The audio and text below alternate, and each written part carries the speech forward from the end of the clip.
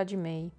Bine ați revenit pe canalul meu, unde vom lucra împreună acest tip de floare, foarte ușor de croșetat. Sunt tare faine și drăgălașe. Vom avea nevoie de materiale. Aici folosesc un acril găsit la nimereală în cutiile mele, cu bobine strânse de-a lungul timpului. Voi utiliza o croșetă de 1,25 de milimetri. În funcție de ce tip alegeți la firul utilizat, veți folosi o croșetă cu număr mai mic decât ceea ce este specificat la minimul acului folosit în momentul proiectului. Așa lucrul va fi mai strâns și mai aranjat.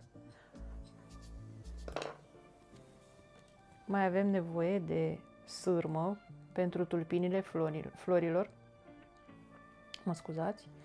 Am utilizat o sârmă de 2,5-3 mm grosime. Eu deja mi le-am îmbrăcat cu ajutorul unei bormașini. Vă voi arăta și vouă mai târziu în tutorial cum să faceți acest lucru. Dacă nu veți folosi o bormașină pentru a vă ușura munca, puteți să îmbrăcați tigele în mod normal, le înfășurați cu mâna, cu firul verde. De asemenea, se mai găsesc sârme speciale pentru tigele de flori. Au deja culoare verde, sunt mult mai ușor de utilizat, dar mie îmi place întotdeauna să îmi îmbrac tulpinile în firul cu care lucrez în mod obișnuit. Voi alegeți ceea ce vă place mai mult și ce credeți că este mai ușor la lucru. Avem nevoie și de un pistol de lipit cu silicon.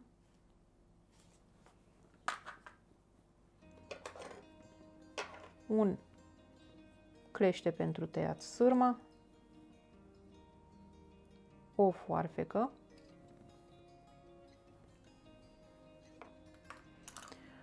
Am ales ca la finalul proiectului să-mi apretez petalele și voi utiliza un adeziv care este special conceput pentru lemn, hârtie, dar și textile.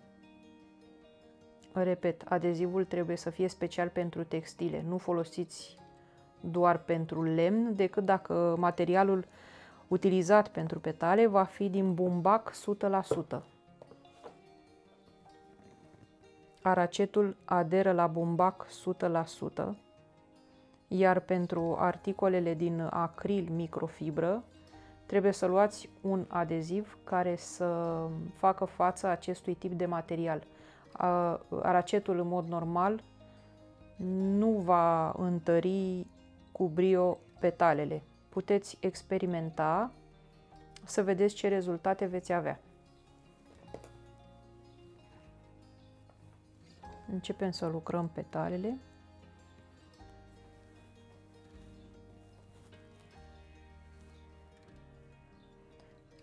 Facem un cerc magic.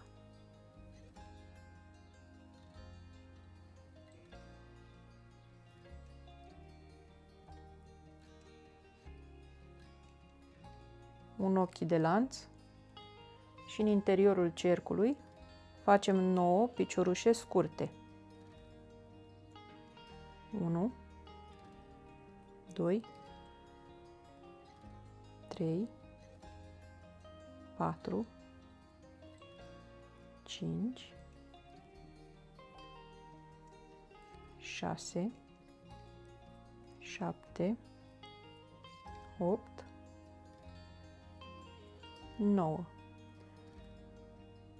Închidem cercul magic.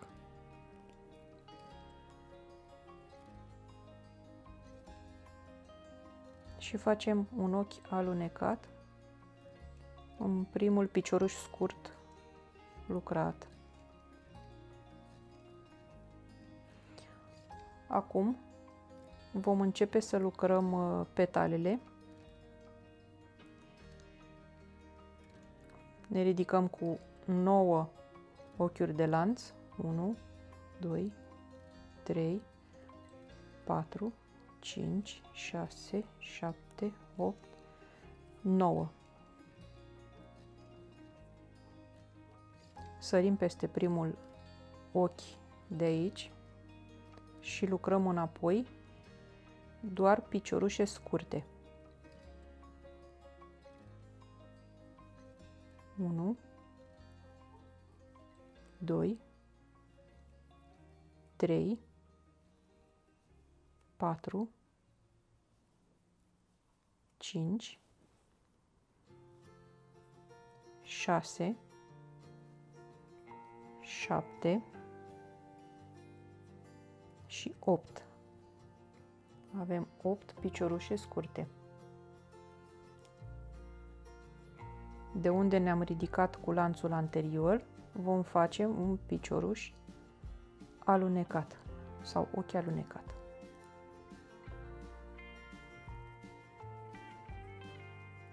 Acum trecem mai departe cu următoarea petală.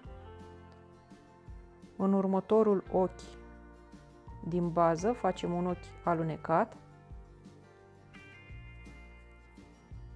Ne ridicăm cu 9 ochiuri de lanț. 1, 2, 3, 4, 5, 6, 7, 8, 9. Continuăm lucrul înapoi cu 8 piciorușe scurte. 1, 2, 3, 4, 5, 6, 7, 8 și la fel, de unde ne-am ridicat cu cele 9 ochiuri de lanț în bază, facem un ochi alunecat.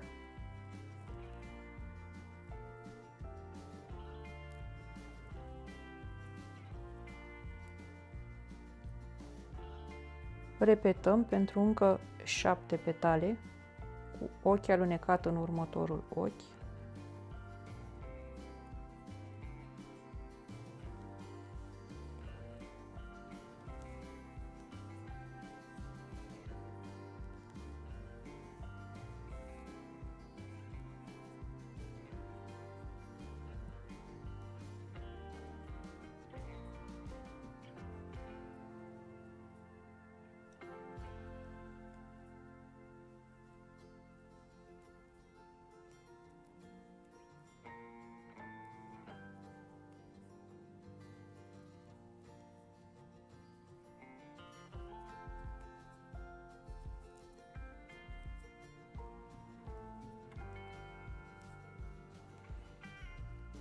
Continuăm și ne întoarcem după. Am revenit ca să închid primul rând al petalelor. Fac un ochi alunecat în bază și acum continuăm următorul rând și anume la baza primei petale lucrate facem un ochi alunecat.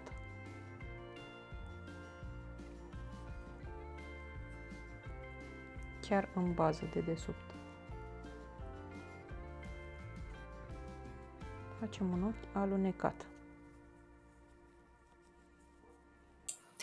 Aici introduceți sârmă în cazul în care nu veți apleta florile cu adeziv. În loc de ochiurile alunecate veți face piciorușe scurte pentru a prinde sârma.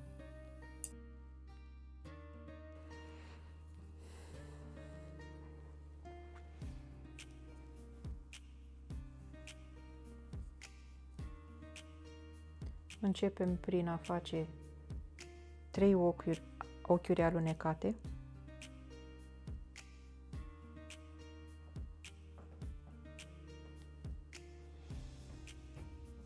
Unu,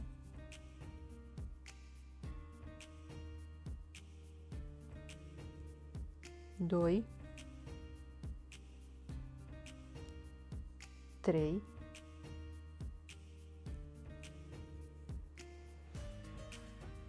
Acum facem 2 piciorușe scurte.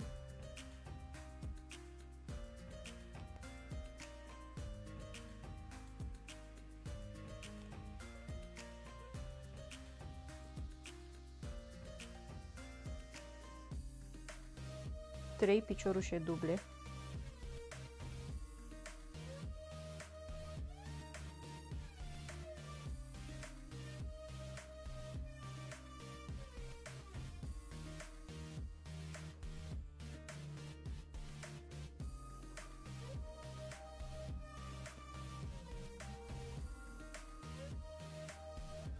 În această buclă de sus vom face vârful petalei, în această buclă. 2 piciorușe duble în buclă, 1, 2, tot aici facem un ochi alunecat și din nou 2 piciorușe duble.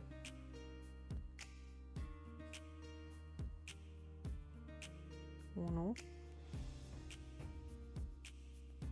și 2, toate în acea buclă de sus. Continuăm pe partea cealaltă cu 3 piciorușe duble,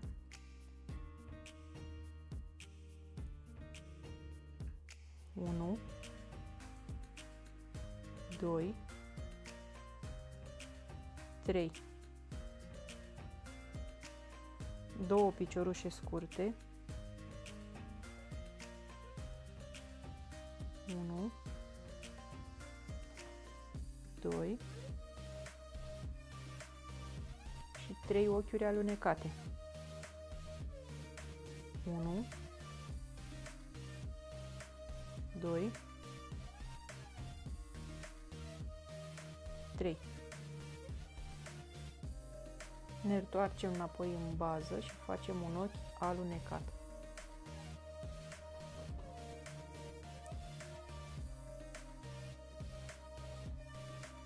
Și aceasta este petala noastră.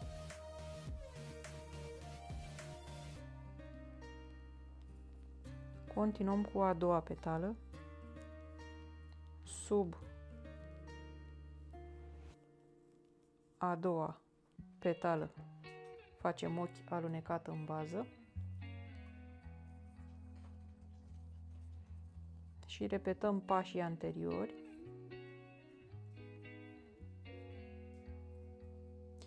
Trei ochiuri alunecate,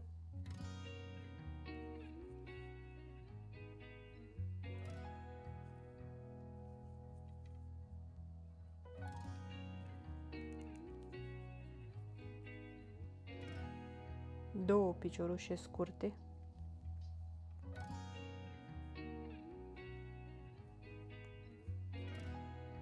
trei piciorușe duble,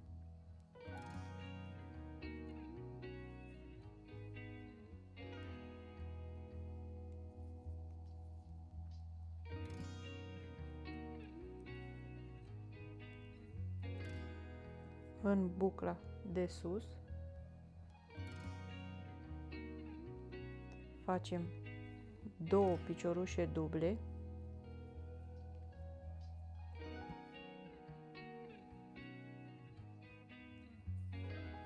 un ochi alunecat și încă două piciorușe duble.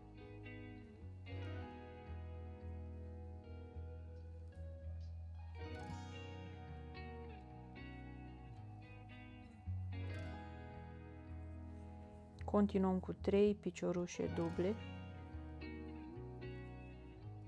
1, 2, 3, 2 piciorușe scurte, 1, 2 și 3 ochiuri alunecate. 1, 2, 3. Închidem în bază petala cu ochii alunecat.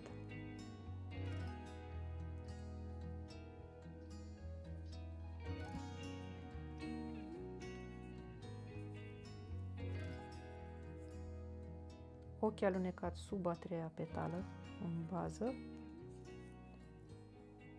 și repetați pașii pentru restul de petale. În total vor fi 9. Eu continui și revin după ce le termin pe toate.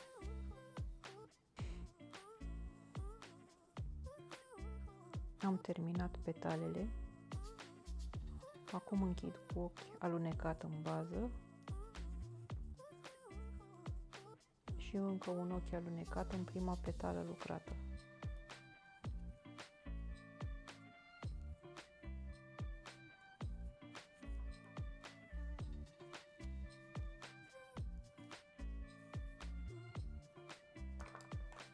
Tăiem firul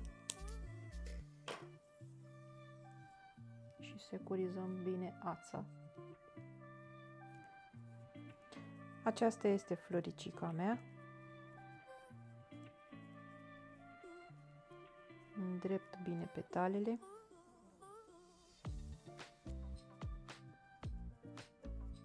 Îmi place foarte mult. Este tare drăgălașă.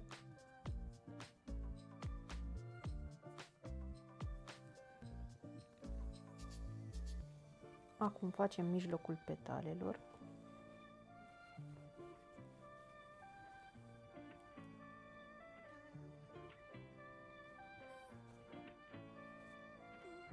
Facem un cerc magic.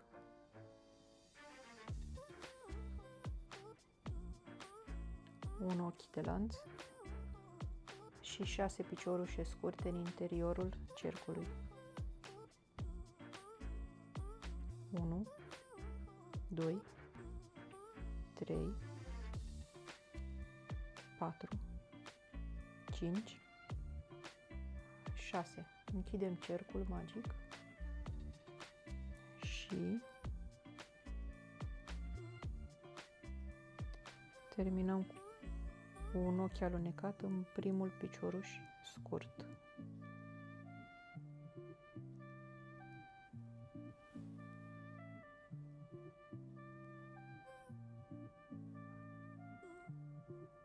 Rândul 2. Începem cu un ochi de lanț și vom face în fiecare ochi câte 2 piciorușe scurte.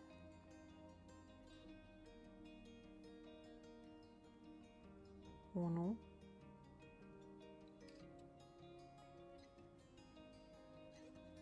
2, trecem la următorul ochi și facem 2 piciorușe scurte în interior. 1, 2, 2 piciorușe scurte în următorul ochi. 1, 2, în următorul ochi 2 piciorușe scurte. 1, 2, în următorul ochi 2 piciorușe scurte.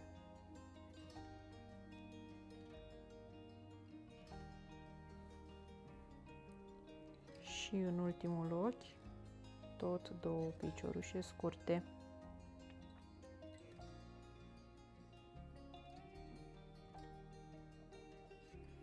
Închidem rândul cu ochi alunecat în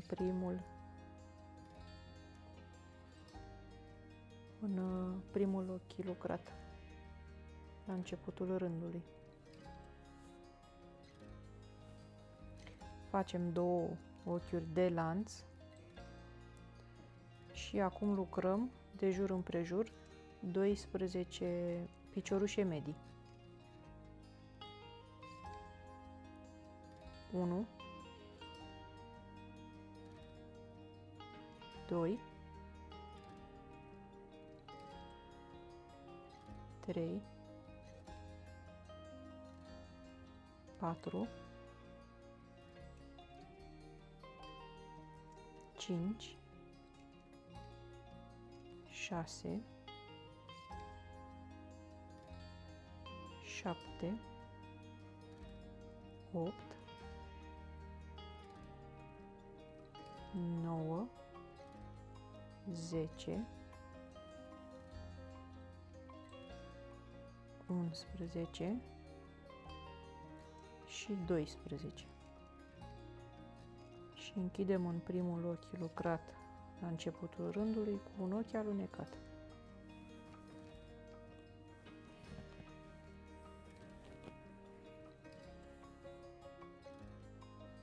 Facem 2 ochiuri de lanț și acum urmează să descreștem. Vom face 6 descreșteri de picioruș mediu. Luăm ață după croșetă, introducem în primul ochi, tragem ață, introducem croșeta în al doilea ochi, tragem ață și apoi tragem prin toate ochiurile. La următoarele 2 ochiuri luăm ață pe croșetă, introducem în ochi, luăm ață, introducem în ochiul următor, luăm ață, tragem prin toate. Și la fel facem pentru următoarele.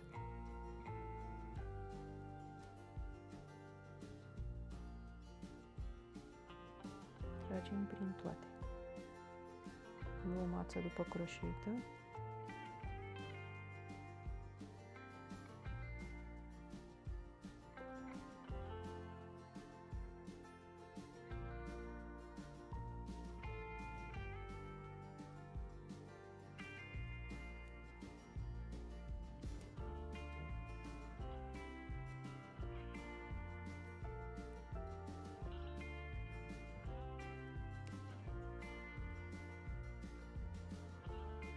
Și închidem cu ochiul alunecat în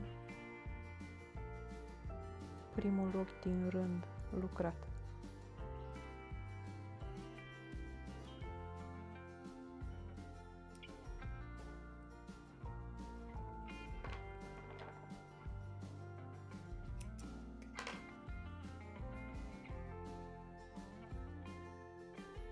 Arată ca un nasture.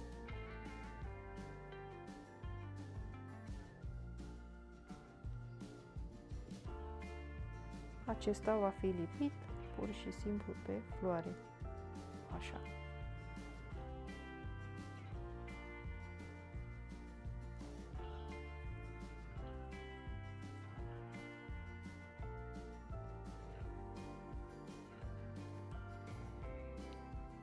Vom asambla floarea în pașii următori.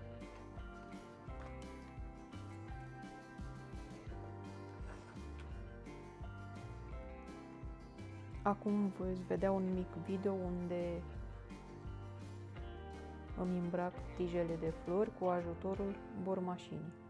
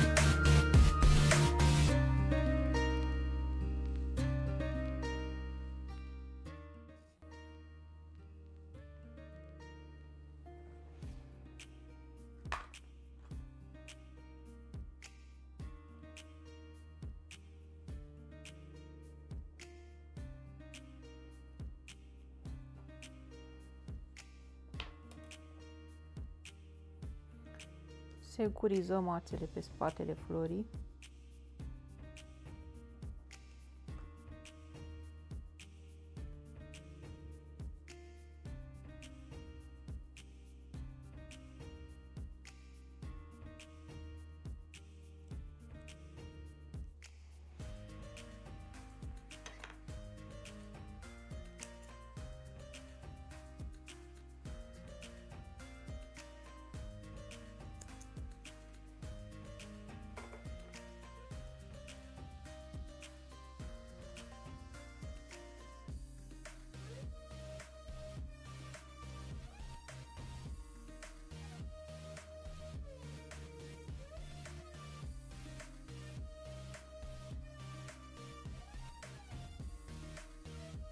Introducem tija în floare.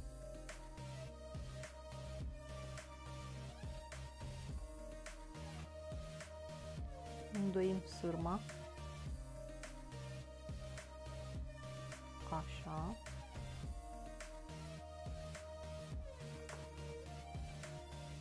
Tăiem excesul.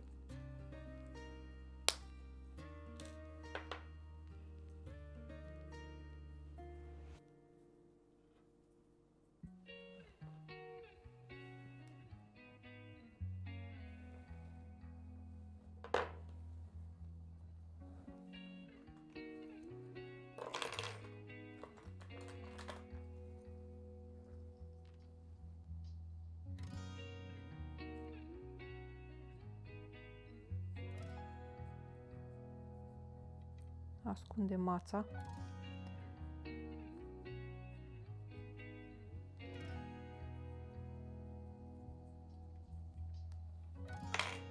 Și lipim centrul petalei peste floare și peste sârmă.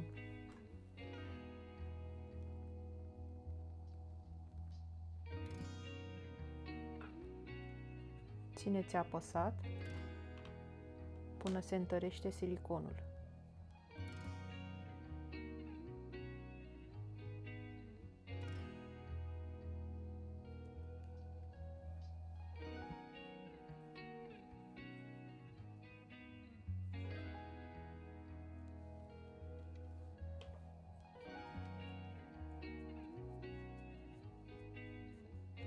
Iată floarea noastră.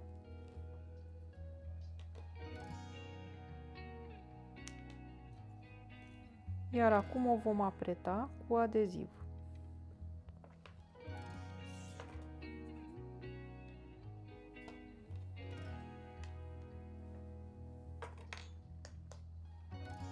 Am revenit, iar în această etapă vom apreta floarea cu adeziv.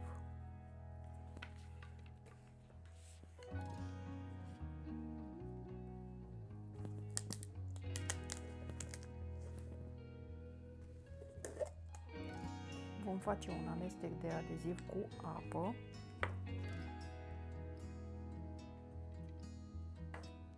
Aveți nevoie de un bețișor din lemn sau plastic, nu contează. Puneți cantitatea care credeți că va fi necesară pentru a întări florile. Acum voi adăuga puțină apă,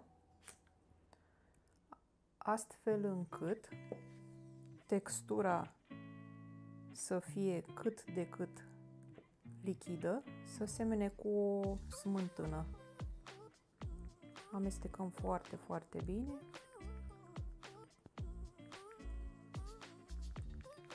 Acum depinde și cât de mult doriți să fie florile de dure. Vă puteți juca cu apă, puneți mai puțină sau mai multă în funcție de cum doriți să fie textura florilor. Iată cum este lipiciul. Nu este extraordinar de lichid.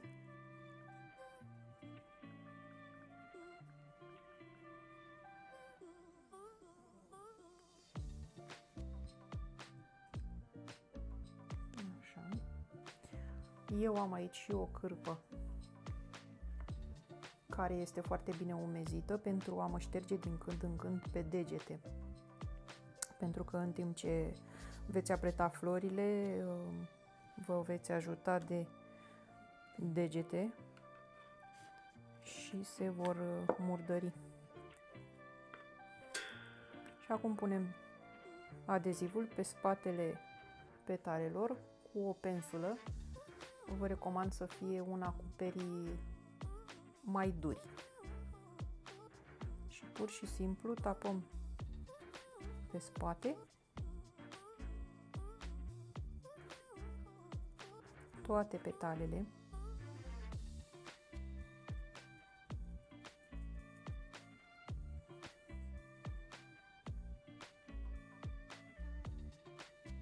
Apăsați ușor câte ușor cu pensula.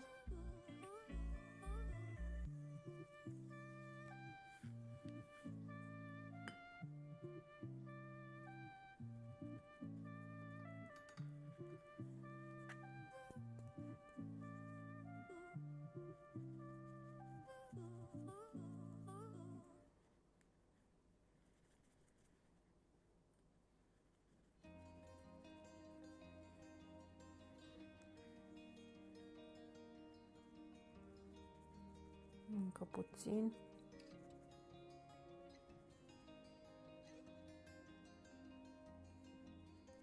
După uscare, aracetul acesta nu va rămâne așa alb. Așa că își va reveni culoarea inițială. Nu va rămâne așa. De ajuns. Și acum presăm foarte bine petalele până intră adezivul în ele. Apăsăm bine, bine de tot.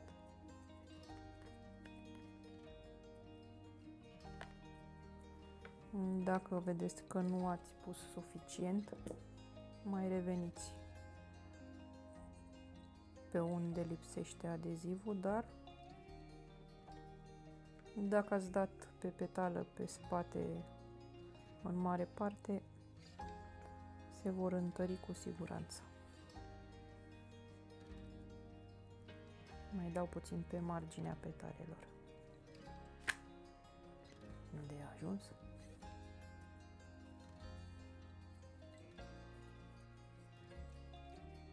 Puteți observa, chiar a dispărut nuanța aceea albicioasă ca laptele, iar după uscare va reveni cum este inițial pe partea frontală a petalelor. Așa, am terminat de dat cu adeziv.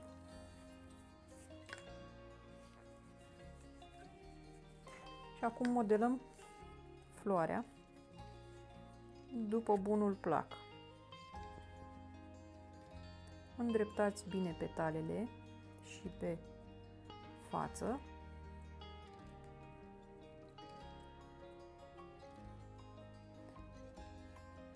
Și puteți să-i dați ce formă doriți. Ori o lăsați așa, ori strângem de petală în acest fel și o îndoim. Strângem de petală și o îndoim. Mie îmi plac mai mult așa, dar puteți să o lăsați la forma inițială. O aduceți înspre centrul galben. Fiecare petală o aduceți înspre centrul galben și apoi o îndoiți.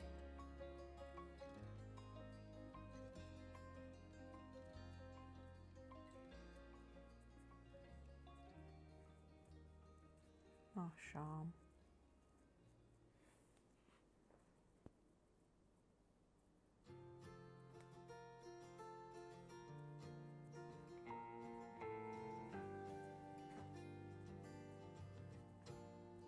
Împingeți petalele de dedesubt în sus. Rearanjați.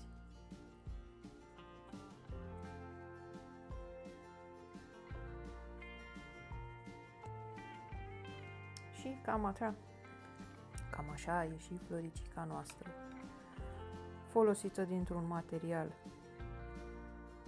găsit la îndemână. Puteți să utilizați ceea ce doriți, ce vă place. În funcție de grosime, adaptați numărul de croșetă. Dar țineți cont să folosiți un număr întotdeauna mai mic decât ce este specificat pe eticheta produsului. Așa, lucrul croșetat va fi mai strâns și va arăta mai frumos. De asemenea, nu uitați încă o dată, puteți folosi sârmă și să nu mai apretați cu adeziv, dacă vă convine mai mult. Când ajungeți la al doilea rând pentru petale, în loc de piciorușele alunecate, care se fac la început, le înlocuiți cu piciorușele scurte. Faceți piciorușe scurte, introduceți ața la început și începeți să faceți 4 piciorușe scurte, parcă așa a fost modelul, nu mai știu, 3 sau 4, în loc de ochiurile alunecate. Și continuați cu sârma până la final, dar mie îmi place mai mult să le apretez.